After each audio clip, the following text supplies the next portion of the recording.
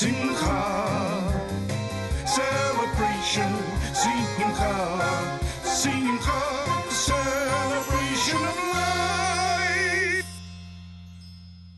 Hello, welcome to Simcha, a celebration of life. I'm your host, Nikki Wallman. Baruch Nachshon began to paint in early childhood. During his military service, he was a shepherd for the Israeli Defense Force, and this imbued in him a love and appreciation for nature that still figures prominently in his work today.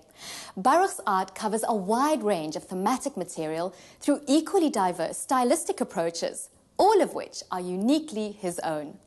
Baruch paints in order to define and emphasize the presence of the active divine will in creation, inspiring both himself and others.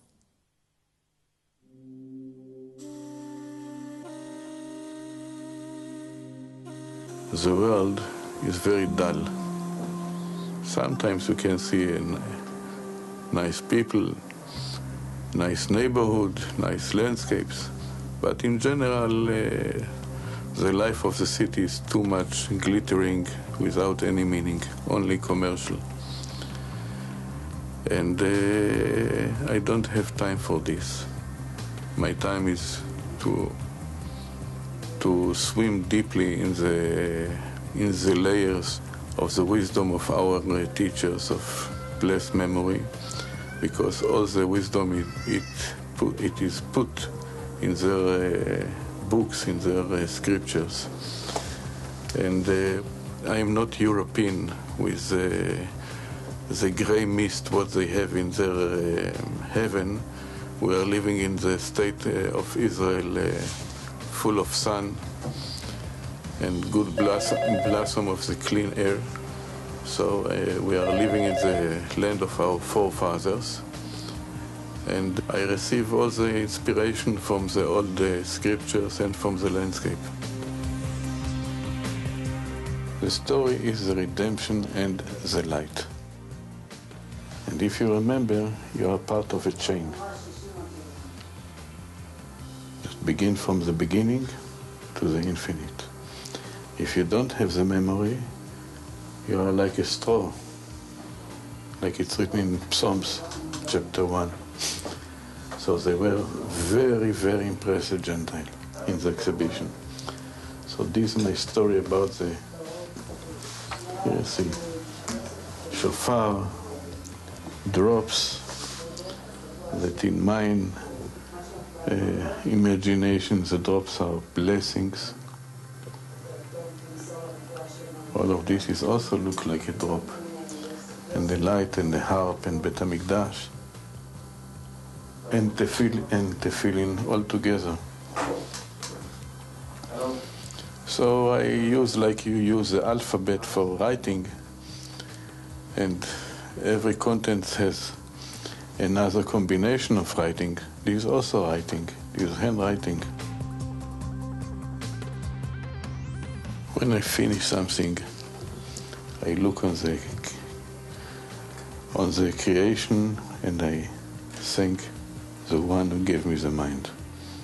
That's all. In the beginning, I write Be'ezrat Hashem, anytime Be'ezrat Hashem. When I finish, you have the same Be'ezrat Hashem. Thank God I finish it.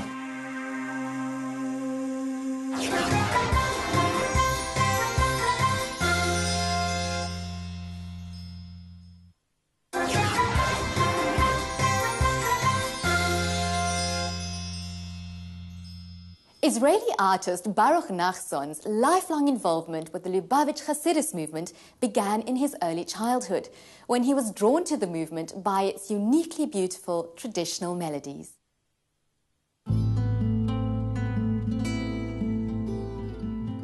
In 1965, Nachshon was invited to an unprecedented 3-hour private session with the Lubavitcher Rebbe, Menachem Mendel Schneerson, in New York.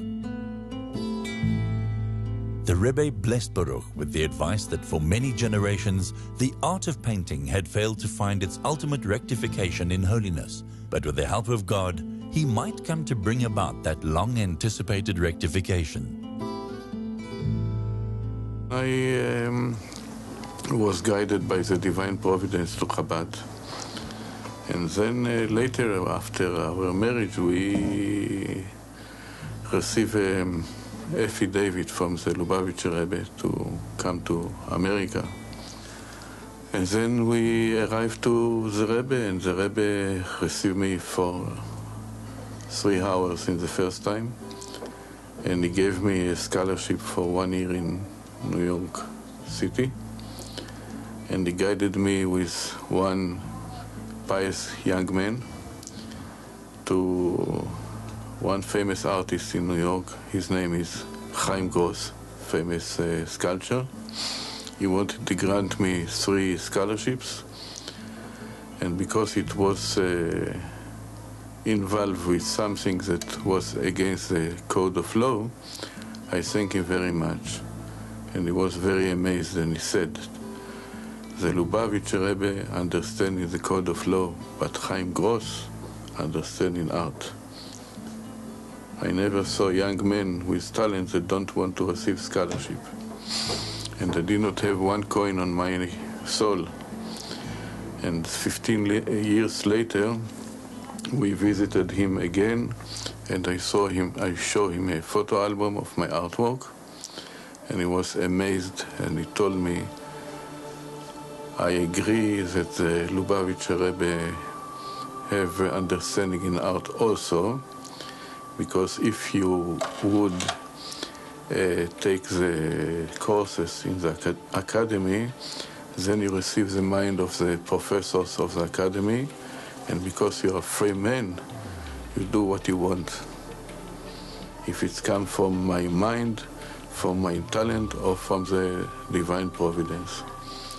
So when I feel myself empty, I look for the heaven, and I receive another blessing, another painting.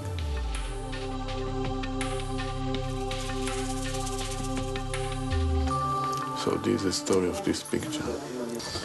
So when I prayed in the Machpelah, I begin to see it.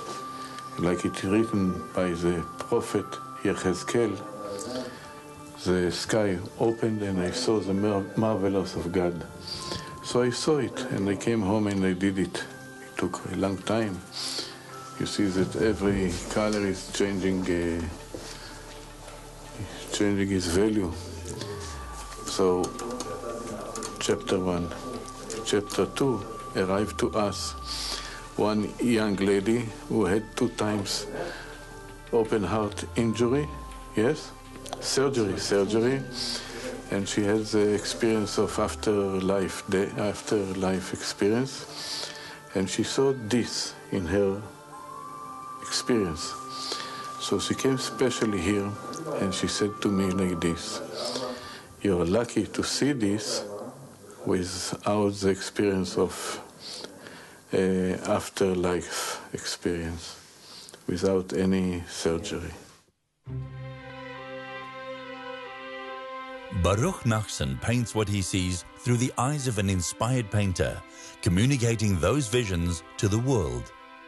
Each of his paintings can be studied in the manner of a sacred text, providing numerous and vivid insights into the workings of creation and the promises held for the future. I am the artist of the future.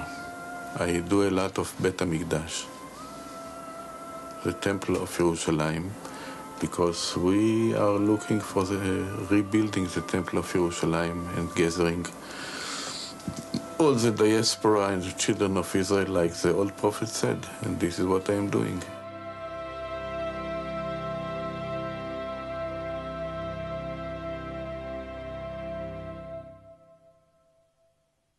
We end today's show with the Artist's Prayer, written by Baruch Nachshon.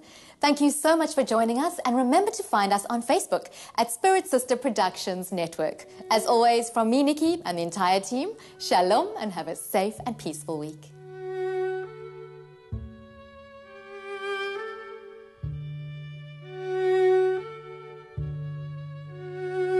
I express my gratitude to you, artisan of creation, for you have endowed me with the spirit of your holy inspiration. I beseech you, in your vast kindness, impart to me more and more of your holy inspiration, so that I may rejoice in you and give cause for rejoicing to your creations. Give me inspiration to reveal your presence even in the darkest places, because everything is from you, and before your presence all darkness is also light. You created your universe, and within it crafted all of your creatures so that they would come to acknowledge you. And so this indeed is all I ask: kindness. For there is nothing else, no words in our mouths sufficient to thank you for having created us, having made us your children, the children of Israel, and having brought us close to you in order to serve you. You have drawn forth our spirit and illuminated all well of life.